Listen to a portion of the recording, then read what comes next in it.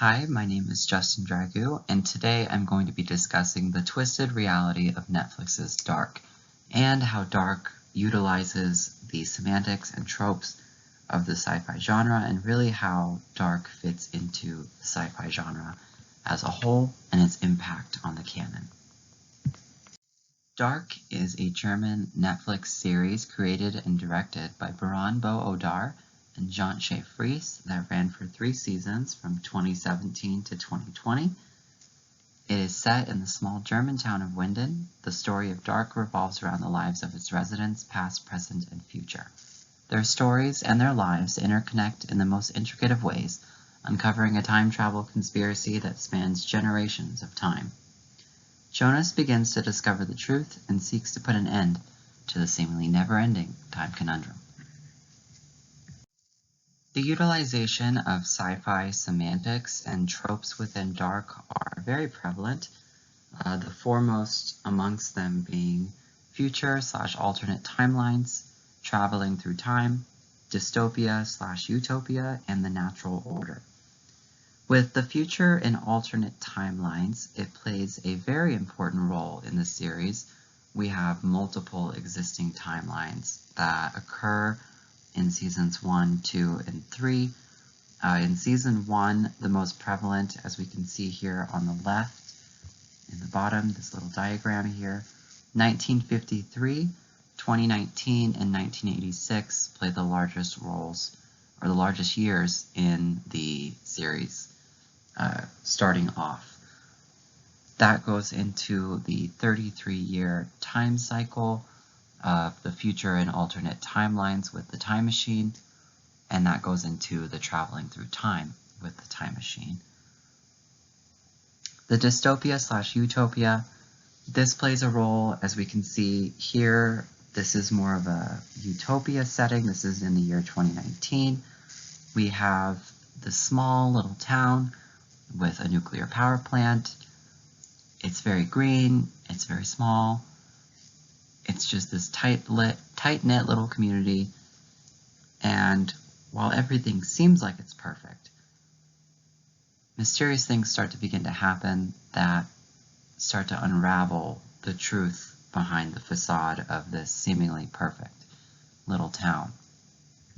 When we travel into the future, in the year 2052, which we see at the end of season 1 and more into seasons 2 and 3, there's this complete dystopian aspect. The world has been destroyed, it's post-apocalyptic.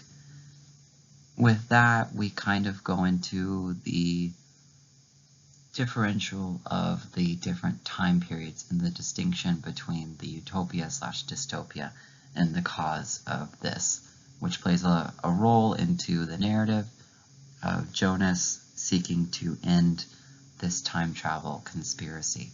And with that, we go into the natural order, which, once again, trying to bring about the end of this time travel conspiracy and return to the natural order of things. Now, this goes back into another aspect with the future version of Jonas that we go on to meet, named Adam, that he is trying to maintain what he believes is this natural order, which is the time conspiracy, whereas the younger Jonas is trying to end the time conspiracy. So the perspective and the interpretation of natural order also varies depending on the perspective of the character that you are talking about in the series.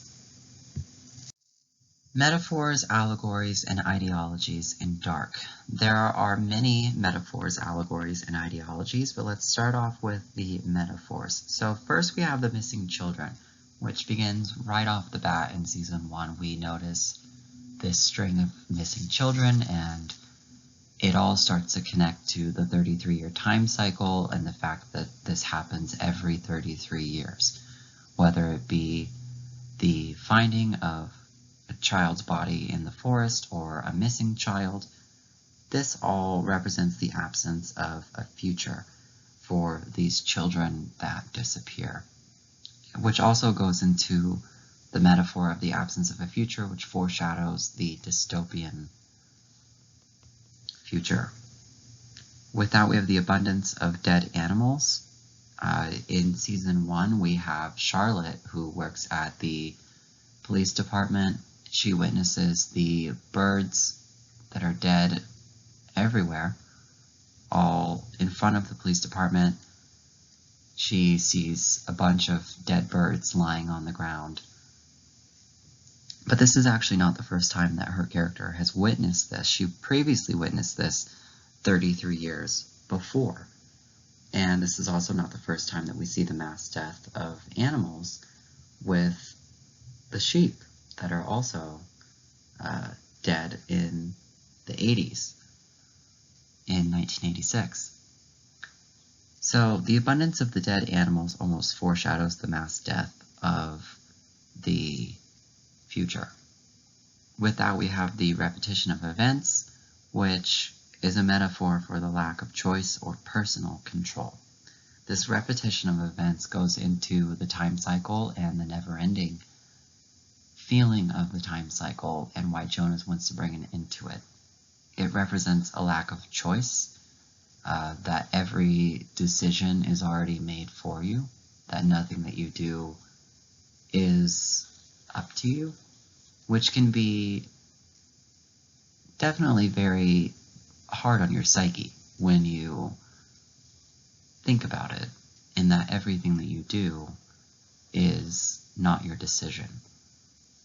So that lack of personal control really plays a drive in why Jonas wants to bring about the end of this time cycle, but also to bring about the end of the suffering and the death involved in this time cycle. With that, we have the cave maze, which also plays a role in the time traveling aspect of the series, and it's kind of a metaphor for the web of life. So next we go into Allegories. There's a lot of religious symbolism, a lot of biblical references, among them being Jonas's journey.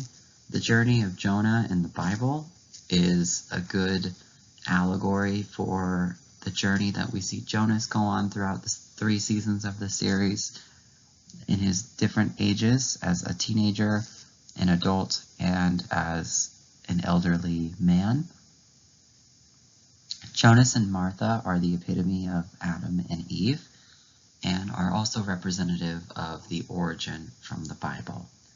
Jonas and Martha, coincidentally, also later become Adam and Eva, who play important roles in maintaining / ending the time cycle in the future, and almost become against each other.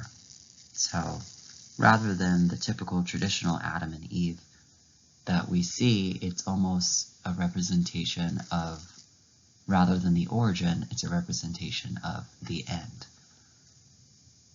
The number 33 is probably the most important and prevalent religious symbol and biblical reference in the series. We have the recurring number of 33. We have 33 sheep dead. There's the 33-year time cycle. All of this kind of plays into the biblical references of Jesus's 33 miracles. Jesus was also 33 when he died.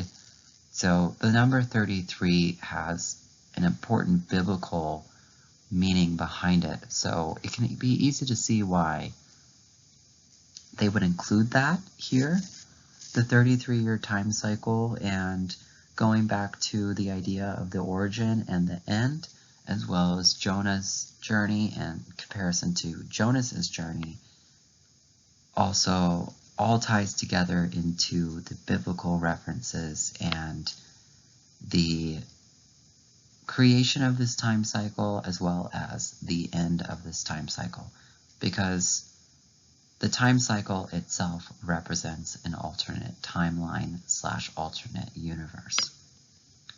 The ideologies present within the series are the endless cycle of life and death. Within the time cycle, we see this repetitive happening of death and rebirth and going back and forth between time. This seemingly never-ending cycle of life and death is representative of the life in which we all live, which is a life of a cycle of life and death. But the difference here is that this time cycle focuses specifically on this 33-year time jump and the events that happen by jumping through these 33-year time jumps, and the consequences and actions all start to create this convoluted and disastrous scenario of an apocalyptic future. So with that, we have love and sacrifice. Jonas and Martha are probably the biggest representation of love within the series, although they're not always together. It's kind of a very much will they, won't they type of situation here. But the love within their characters and between their characters is vital to the progression of the narrative. It's also vital to the ending of the time cycle and the ultimate sacrifice that must be made, which is destroying the timeline in which they live in to stop it from continuing. With that, we have the warning of human capabilities and understanding time as a whole. With the time cycle itself, it almost serves as a warning of what humans are capable of. The creation of the time machine, the events of the nuclear power plant with the destruction of, or with the reaction in the cave and how that opens a portal to jumping through time.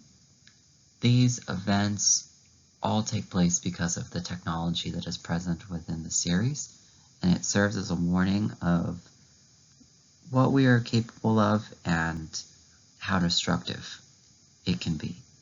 And understanding time as a whole. The time cycle creates this perspective of time that humans can't fully understand it or harness it. Time is not meant to be understood. And that goes into God and time, the relationship with and against one another. The time cycle is representative of the world in which we live in, as well as our understanding of God and time. With that, we have once again, the biblical references and all of these ideas of control. And Adam very much tries to maintain control over this time cycle throughout the series. And it is this almost godlike control that he places over the time cycle that ultimately causes the apocalypse and ultimately causes the destruction of the time cycle, which is necessary. Next, we go into representation of gender. Dark showcases several strong and intelligent male and female characters. The series is no exception into falling into cliched patterns of representation, however, especially regarding some of its female characters. Pictured here we have in the middle, we have Jonas and Martha, who are arguably the most important and prominent male and female characters in the series. Jonas is very much the male hero. He rejects his initial destiny to end the time cycle, but he's intelligent, even though he often questions himself and his actions. He's not sure if what he's doing is the right thing because he doesn't fully understand it. He loves Martha, and he later becomes Adam, who is responsible for the time cycle and for maintaining the time cycle. Jonas, and one of Jonas's biggest drives during the series is not just ending the time cycle, but also stopping himself from becoming Adam. That also plays into Martha, who is our female hero. She's representative of the Madonna in the sci-fi genre, and she's intelligent, she's strong, she loves Jonas. She later becomes Eva, that we see in the story. She's representative of the Eve character from the Bible. We have, with Martha, she's a very strong and independent female character. She becomes driven not only by her love for Jonas, but she also sees and understands that the time cycle must end. And she makes it her personal goal to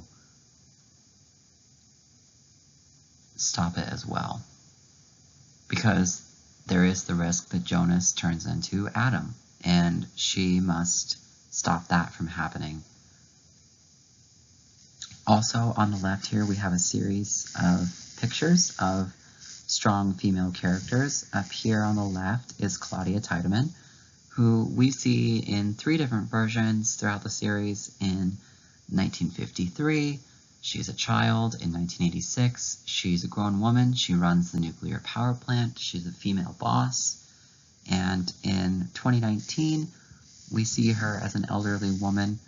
She disappeared for many years following her revelation of the truth of this time conspiracy cycle, and she makes it a point and a drive for herself to understand it and to maintain it. She almost becomes a mentor to Jonas and serves as an important female character throughout the series. She's kind of almost the mother figure of the series. She's very strong-willed, she's very intelligent and wise, but she also has sort of a mysterious aspect to her. You don't always know whether her intentions are good or what exactly she's fighting for, which kind of adds to her appeal as well. Next we have Katarina Nielsen. She is also one of the stronger characters on the series. We see her as a teenager in 1986. We also see her as an adult in 2019. My bad. As a teenager, she is kind of mean. She's a little bit of a bully to Hannah Conwald, and that doesn't really change a whole lot. Her feelings towards Hannah Conwald don't really change as the series progress into their adulthood. As an adult, she serves as the principal of the school in which her kids attend. She has 3 children with her husband Ulrich, who is the police chief, and she is very much a strong-willed female as well. She's not afraid to speak her mind. She's also not afraid to go against a challenge, and she will also do anything for her children. So she's very much an admirable mother and female character. On the opposite end of the spectrum, as we just mentioned, Hannah Conwald, who is Jonas's mother, and who I don't actually have a picture of here on the left, but Hannah Conwald is probably one of the more cliched versions of a character, despite the fact that she's been dealt a rough hand. She definitely is more of an impulsive character. She doesn't always think, even though she is actually very intelligent. She tends to be a little bit sneaky. She also is not afraid to take revenge on those who have wronged her. On the bottom here we have Agnes, who is more of a female, a femme fatale-esque figure in the series. She's very much a seductress, but she's also very intelligent. She plays kind of this mysterious character. You don't really know what her drive is. You don't really know why she operates the way that she does, but she is one of the more interesting characters. Definitely one of the more interesting female characters to watch. Many of the other male characters on the series also play important parts in furthering the narrative, such as Ulrich, for example, very important, but also Mikkel plays an important role as well.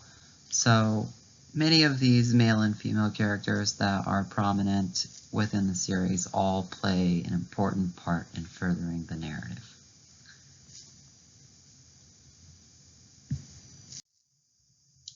So now we're going to go into sexuality and representation of sexuality. Heterosexuality tends to be the normative within this series, at least that's the way that it feels. Most characters, male and female, are depicted as straight.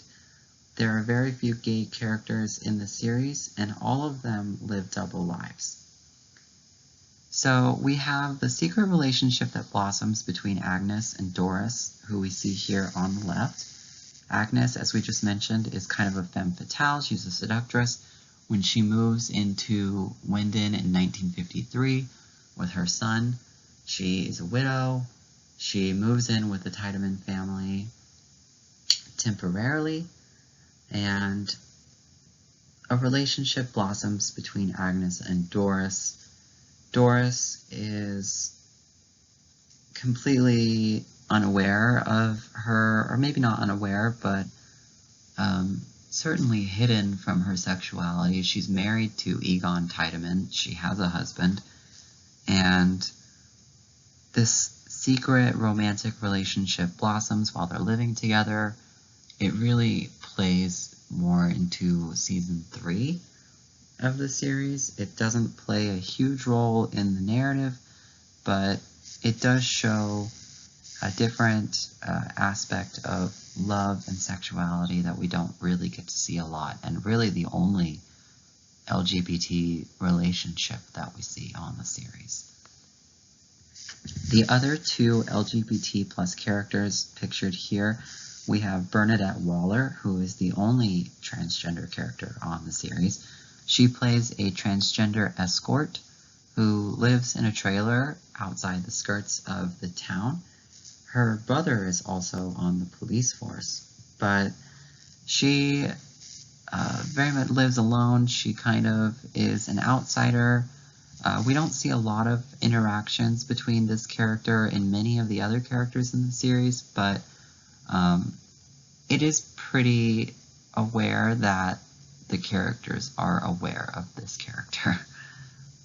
Peter Doppler and Bernadette have a secret relationship. Peter Doppler, pictured below, is the husband of Charlotte Doppler, who works for the police force.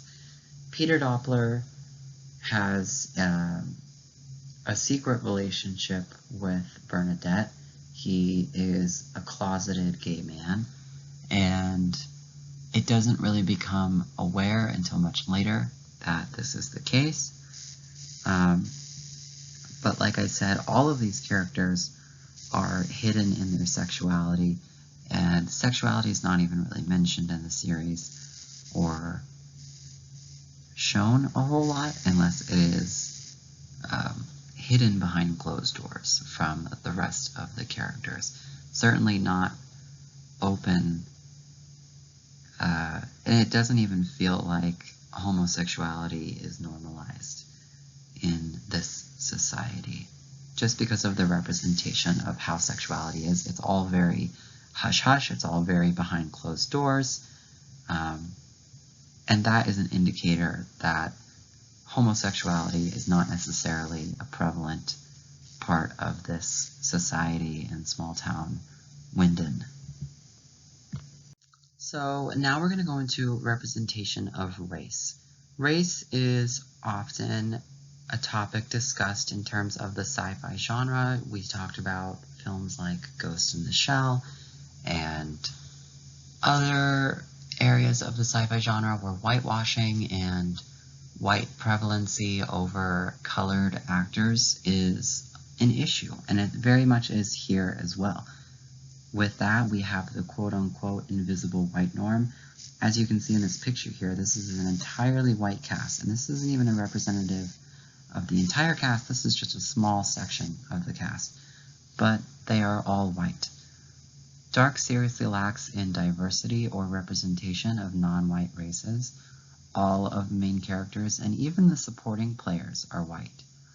There is no mention of race in the series, although some colored actors appear in the background in some school scenes.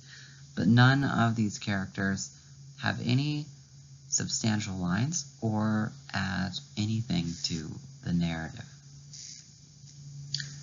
So it could be said that this is a representation of German society because this is a German show and it's produced in Germany. It's German actors. These are all German actors. It could be, or I don't know if Germany is a more less diverse society. As far as diversity goes in America, there's been a huge push over the last decade or so with the hashtag #OscarsSoWhite and many other things for pushing diversity and creating more inclusive casts. It's odd that you would see a show like Dark in modern times that is a completely white cast. So it's definitely a glaring issue when you watch the show, and probably one of the major ones, just because it is so odd in a modern society to not see any colored people at all in this town. I mean, it's almost like there are colored people, but they're in the background. And each of these families, while I understand why it's focusing on a certain group of families, we have the Tiedemann family, the Nielsen family, we have the Conwald family. So these families are all white, and obviously they're all related and interconnected in some way or another. But I don't see why a colored family couldn't have been included here. It is odd that there is no diversity in this show. It's a representation of German society. It's also a representation of white privilege. There is a lot of white privilege within the series, and I say that just because a lot of the issues that occur here, or even just some of the issues that occur within the series, are issues that would really only affect a white character. Or if it was towards a colored character, the situation might be very different. For example, Jonas travels back in time to the year 1986. When he travels back in time, the only thing that is remarked about him is his clothing. Now, if you can imagine a colored character were to travel back to, say, the year 1952, well, the experience of that colored character going back in time might be very different from a white character going back to the same year.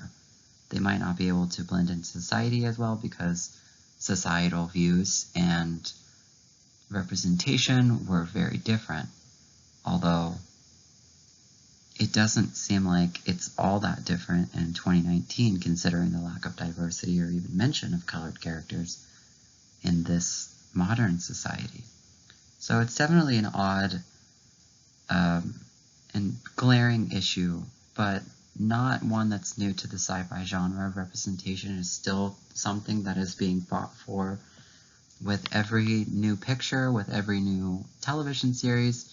So I think pointing out the issue here with this being a predominantly white cast is just going to show that these things like this should not even happen anymore.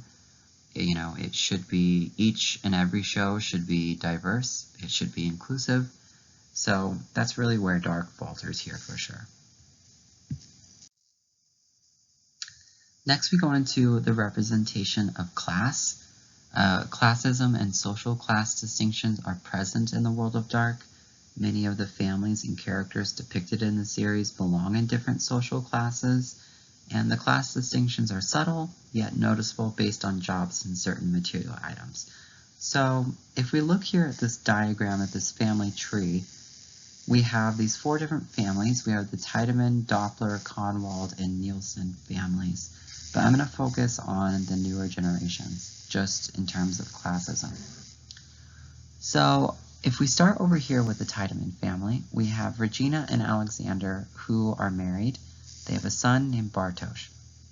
Regina runs a hotel, and Alexander runs the wind and nuclear power plant. So they have good money. They would definitely fall into the upper class division of this community. Their house is definitely modern. It's more upscale. It's a little bit more lavish compared to the rest of the families. Next, we go into the Doppler family. So we have Peter and Charlotte, who have their daughters Elizabeth and Francisca.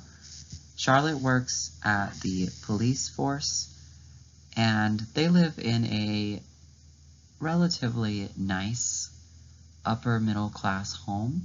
They would probably fall into upper middle class just based on their jobs. Peter is a doctor, so there are,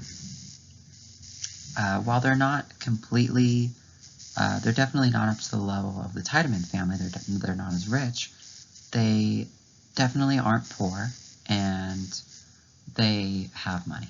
So the Conwalds, it becomes a little bit more complicated because Michael Conwald kills himself in season 1. He's not really prevalent for most of the series as an adult. But Hannah Conwald is a physiotherapist. She is a single mother. She's a widow. She has her son, Jonas.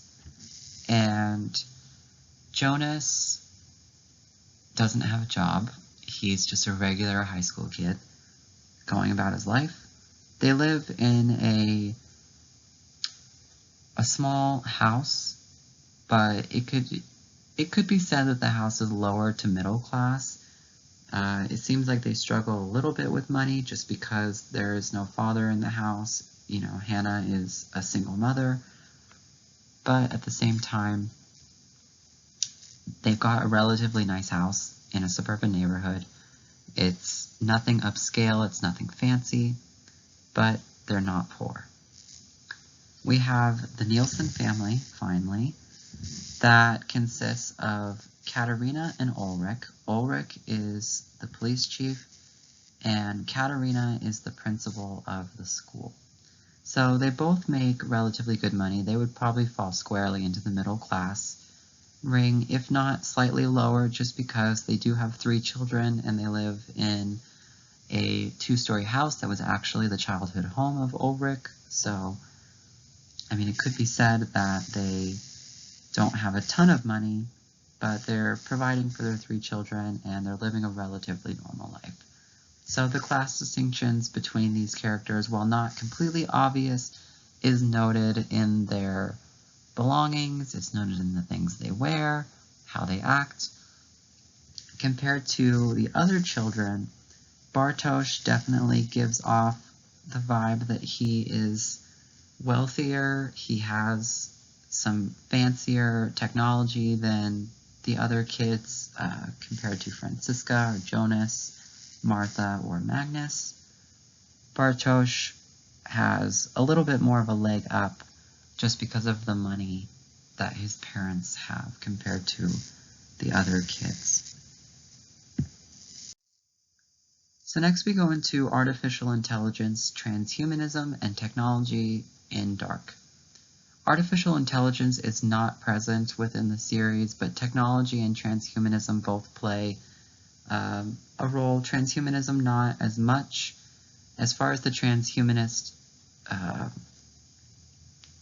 view, one could argue that the time cycle and the idea of time and humans' relationship with time creates this kind of transhumanist ideology of humans going beyond what we would initially think is capable of, and the consequences involved with that.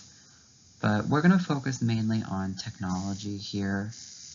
We have the time machine, which probably plays the most important technological aspect. The technology is beyond our comprehension as far as how it works. But the time machine itself is a paradox because it's unclear how it even came to be, considering the plans were already around when the machine was built.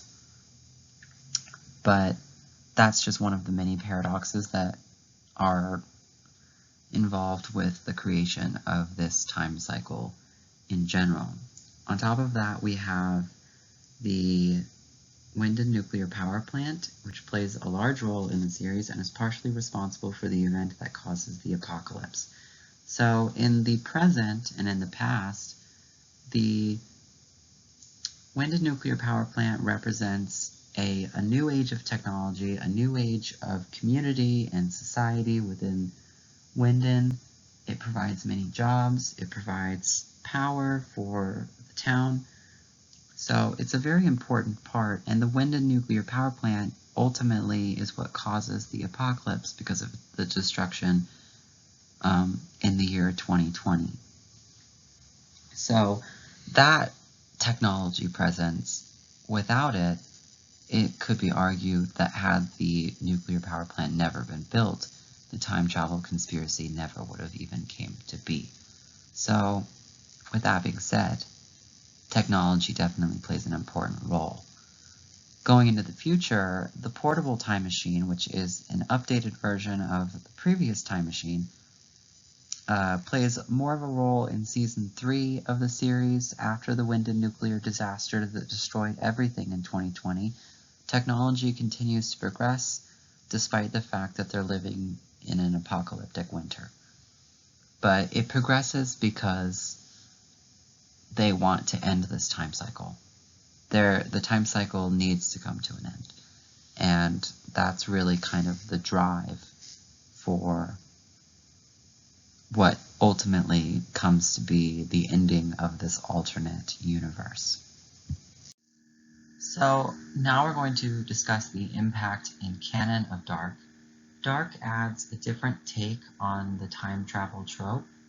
The portable time machine and the 33-year time jumps are definitely unique to this series, and the trope of time travel, never really before have we seen the specificness of a time year jump, at least in terms of a biblical reference with the year or with the number 33, and that definitely plays a unique factor to the story here. Typically in a lot of sci-fi time travel films or television series, either the character can choose where they want to go, or sometimes they randomly get sent to wherever in the past or the future, whether they have a choice or whether they have control or not.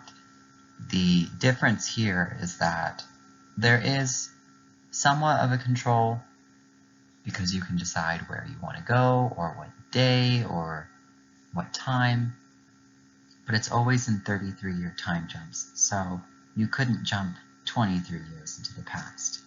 You would have to jump 33 years and then stay for 10 years or what have you. But this never-ending time cycle creates this infinite loop of confusion and these interconnected and interweaving stories that all play a vital part to the overall narrative and the overall time cycle as it exists. As a sci-fi piece, Dark includes time travel, alternate realities, multiple timelines, the biblical connection, the dystopian future. All of these together are semantics of the sci-fi genre, but Dark really takes on each of these in its own unique way, like we said with the time travel and the alternate realities. The way that the show portrays these are incredibly unique to the series, and so it's definitely different than what we've seen in years past. This also goes into the multiple timelines and the idea that the timeline that Jonas and Martha are living in, where this time cycle exists, shouldn't even exist in the first place, which is why it must be destroyed, which is also unique. And Dark has received critical and fan acclaim for its innovative use of the time travel in the science fiction genre because of the 30-year time jumps, the never-ending time cycle, this infinite, never-ending time loop is innovative to the genre, and critics and fans alike have been very responsive to it, as well as the use of the biblical analogies and multiple interconnecting characters and timelines. All of these together create a story that is unique. It creates something that further adds to the sci-fi genre. Going back to representation, Dark definitely falters in representation of race, even in representation of sexuality, but these are issues that are not new to the sci-fi genre. There's still issues that are going to be fought for years to come, and as representation and inclusivity become more and more important in the future, Dark will be one that is looked back on as, even though it's an incredible series, it's an incredibly written series, and it definitely adds to the sci-fi genre, it also serves as a reminder of why it's important for representation and inclusivity to be in the film industry, to be in the television industry, and where we want to go in the future with stories like this. I think that had this show been a little bit more representative in race and sexuality, it could have made it even that much more. It's already a good series, but it could be better, as any series can. But Dark really is a sci-fi series through and through. It takes on the tropes and the semantics of the sci-fi genre and adds new things to them, and is really its own entity. There's nothing like it on television or in film, so it'll be interesting to see how Dark influences the future of the sci-fi genre. And with that marks the end of our analysis of Dark and the twisted reality that this series exists in. These are the sources that I used in this video. Thank you for watching.